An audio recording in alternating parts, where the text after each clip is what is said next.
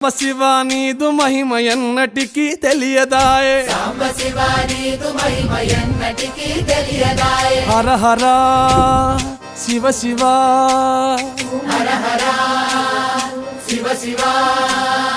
గంగా జలము తెచ్చి నీకు అభిషేకము చేతునంటే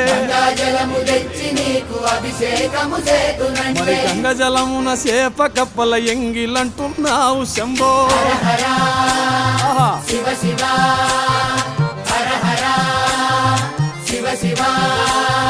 సాంబ శివ నీదు మహిమ ఎన్నటికీ తెలియదాయే